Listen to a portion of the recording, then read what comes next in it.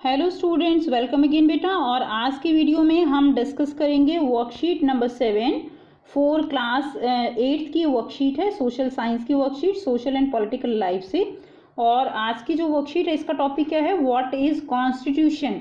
ठीक है, कॉन्स्टिट्यूशन क्या है। और ये वर्कशीट आपकी डायरेक्टरेट ऑफ एजुकेशन की तरफ से 16 अक्टूबर 2020 के लिए शेड्यूल की गई है। चलिए बच्चों, अब स्टार्ट करते हैं। Constitution of India. बच्चों सभी जानते हैं कि हमारा जो एक है कॉन्स्टिट्यूशन है अपनी कंट्री का, और यहाँ पर क्या दिया गया है, यहाँ पर ये जो चीज़ है that's very very important, preamble. Preamble क्या है, यानी एक तरह से आप ये कह सकते हो कि जो संविधान है हमारा, कॉन्स्टिट्यूशन है, उसका बच्चों एक तरह से निचोड़ है इस प्रीएम्बल में। यानी जो भी संविधान में चीज़ें वर्णित की गई हैं, जिनको एक्सप्लेन किया गया है, वो सारी चीज़ें यहाँ पर शॉर्ट फॉर्म में इंक्लूड की गई हैं, उसको हम प्रीएम्बल कहते हैं। अब इसको पढ़ लेते हैं, ये काफ़ी इंपॉर्टेंट है बेटा। We the people of India having solemnly resolved to constitute India into a sovereign, socialist, secular, democratic republic and to secure to all citizens, ठीक है, justice, social, economic and political, liberty of thought, expression, belief, faith and worship, equality of status and of opportunity and to promote among them all, ठीक है, and fraternity, assuring the dignity of the individual and the unity and integrity of the nation। बेटा इसका meaning समझाना यहाँ possible नहीं है, धीरे धीरे आप इसके जो भी इसमें वर्ड्स यूज़ किए गए हैं, आप धीरे धीरे करके सारे वर्ड्स जो है इनसे फेमिलियर हो जाओगे। In our constituent assembly this 26th day of November 1949, ये बच्चों ये प्रीएम्बल जो लिखी गई है, ठीक है ना, उसमें जब इसको हमने एक कह सकते हो अंगीकृत किया था, यानी एक तरह से फाइनल ड्राफ्ट जब तैयार हो गया था तब ये लिखा गया था। 26th day of November 1949, do hereby adopt, enact and give to ourselves this constitution। तो बेटा ये इसका क्या है, हमारे कॉन्स्टिट्यूशन का प्रीएम्बल है।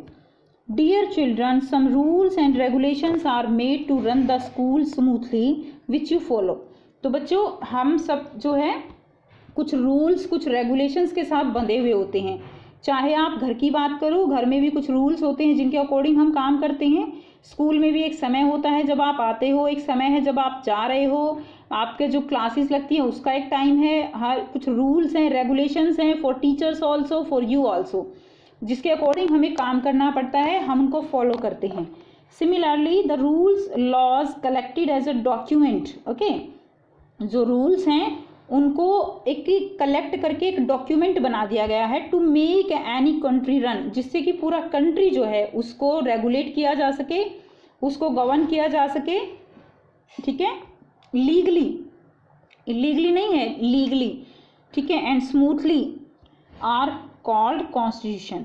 अब जो ये कॉन्स्टिट्यूशन है, यानी ये एक डॉक्यूमेंट है जिसके अंदर कुछ लॉज जो है वो रखे गए हैं, कुछ ऐसे कायदे कानून हैं, नियम हैं जिनके अनुसार पूरे कंट्री को रन करना है।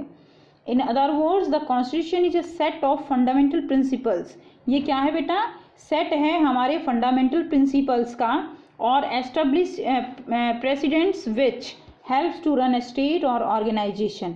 तो ये जो प्रिंसिपल्स हैं इनके थ्रू हम क्या करेंगे, हम किसी स्टेट या ऑर्गेनाइजेशन को रन कर सकते हैं, और हमारी कंट्री का कॉन्स्टिट्यूशन है तो हम अपनी कंट्री को रन करते हैं।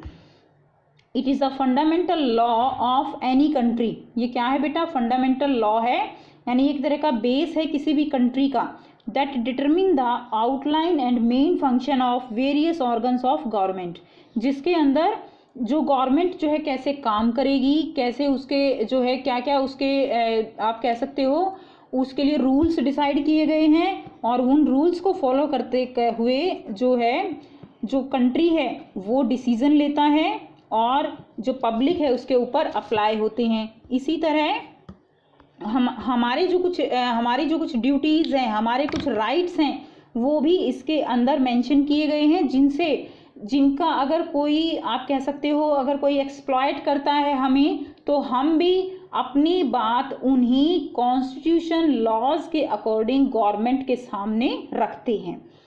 It also establish a relationship between the government and the citizens of the country. ये जो है एक रिलेशनशिप एस्टेब्लिश करता है किस किस के बीच में, गवर्नमेंट के बीच में और सिटीजन्स के बीच में। गवर्नमेंट यानी जो चुने हुए लोग हैं और सिटीजन्स यानी हम सब ने उनको जिसको जो है चुना है। तो ये जो कॉन्स्टिट्यूशन है बेटा, इसके भी कई टाइप्स होते हैं, कई इसके जो है कैरेक्टरिस्टिक्स हैं, अलग अलग हैं। हर एक कंट्री का अपना एक कॉन्स्टिट्यूशन है, किसी की कैरेक्टरिस्टिक कुछ अलग हैं, किसी की कुछ अलग हैं। अब देखिए, doctor Bhimrao Ambedkar is known as the father of Indian constitution. Doctor Bhimrao Ambedkar वो जो है फादर हैं इंडियन कॉन्स्टिट्यूशन के, उनको कहा जाता है। ठीक है, he was the chairman of the drafting committee. तो वो चेयरमैन थे ड्राफ्टिंग कमेटी के। ड्राफ्टिंग कमेटी का मतलब क्या है कि एक कमेटी बनाई गई थी कुछ लोगों की, जिसके अंदर जो कॉन्स्टिट्यूशन है उसका ड्राफ्ट होना था, यानी कॉन्स्टिट्यूशन में क्या क्या इंक्लूड करना है, कैसे कैसे लॉज होने चाहिए, जिससे हर एक व्यक्ति, हर एक पर्सन को उसके जो आप कह सकते हो फंडामेंटल राइट्स हैं उनको किसी तरह की एक्सप्लॉयटेशन ना हो, हर एक जो रिलीजन है उसके साथ कुछ गलत ना हो, हर एक कास्ट है उसके साथ कुछ गलत ना हो। ये सारा जो लिखना था, ठीक है ना, उसके लिए एक ड्राफ्ट जो तैयार करना था, उसके चेयरमैन थे डॉक्टर भीमराव अंबेडकर। और इन्होंने बहुत सारे कॉन्स्टिट्यूशन को स्टडी किया, तब जाके इंडिया का कॉन्स्टिट्यूशन फाइनल हुआ। He is known as the father of Indian Constitution. He was the chairman of the drafting committee और it took 2 years 11 months and 18 days। तो कितना टाइम लगा उनको? 2 years 11 months 14 days। कमेटी को जो है ये कंप्लीट कॉन्स्टिट्यूशन बनने में टाइम लगा। To prepare the final draft of the constitution. Indian constitution is the longest written constitution in the world. World में सबसे लॉन्गेस्ट जो रिटन कॉन्स्टिट्यूशन है वो किसका है? वो हमारे इंडिया का है। The Constitution India was adopted on 26 नवंबर 1949 को जो है ये अडॉप्ट किया गया था। तो बेटा अडॉप्ट किया गया था, फोर्स में नहीं आया था, यानी एक तरह से फाइनल हो चुका था। विच केम इनटू फोर्स। फोर्स का मतलब होता है कब लागू हुआ, ठीक है। तो ये जो फोर्स में आया वो कब था? 26 जनवरी 1950 को। यानी 26 जनवरी 1950 को जो भी कंट्री में काम होने हैं तब से जो है ये एक तरह से क्या हो गया, फोर्स में आ गया, और इसके अकॉर्डिंग जो है वो हमारा देश जो है वो लोग उसको गवर्न करने लगे। अब देखिए बेटा, यहाँ पे कुछ क्वेश्चंस दिए गए हैं, इन क्वेश्चंस को आपको करना है। The constitution of India implemented on. तो कब इम्प्लीमेंट हुआ था constitution of India? 26 November 19 implemented जो है बेटा वो हुआ था 26 जनवरी 1950 को, ठीक है। इम्प्लीमेंट कब हुआ था? 26 जनवरी 1950। तो ये ए का आंसर रहेगा जो मैंने हाईलाइट किया हुआ है। द इंडियन कॉन्स्टिट्यूशन, बी है, इंडियन कॉन्स्टिट्यूशन वाज अडॉप्टेड। कब अडॉप्ट किया गया था? 26 नवंबर 1949 को। 1949 को अडॉप्ट किया गया। फोर्स में कब आया? 1950 को। इम्प्लीमेंट हुआ 1950 को, 26 जनवरी। सी पार्ट क्या है? Dash is known as the father of Indian constitution. तो इंडियन कॉन्स्टिट्यूशन के फादर कौन है बेटे? हमने अभी किया ना, डॉक्टर भीमराव अंबेडकर। तो ये सी पार्ट का आंसर होगा। Next, it took dash to prepare the final draft of the constitution. Final draft बनने में बेटा कितना टाइम लगा? 2 years 11 months and 18 days। तो ये जो है आपका डी का आंसर हो जाएगा। नेक्स्ट देखिए, व्हाट इज कॉन्स्टिट्यूशन। कॉन्स्टिट्यूशन क्या है? अभी हमने ऊपर पढ़ा that the rules laws collected as a document to make any country run legally and smoothly are called constitution। तो ये क्या है? कॉन्स्टिट्यूशन की डेफिनेशन यहाँ से आप लिखेंगे, ठीक है। नेक्स्ट क्वेश्चन देखिए, why do we need a constitution. हमें कॉन्स्टिट्यूशन की ज़रूरत क्यों पड़ी बेटे? आपको लिखना है कि हमें कॉन्स्टिट्यूशन की क्या ज़रूरत थी। ओके, सो कॉन्स्टिट्यूशन की ज़रूरत हमें क्यों पड़ी? कॉन्स्टिट्यूशन किस लिए चाहिए? कॉन्स्टिट्यूशन चाहिए जो हमारा सिस्टम है उसको चलाने के लिए। सो यहाँ से लिखेंगे, it is the fundamental law of any country that determine the outline and main function of various organs of government.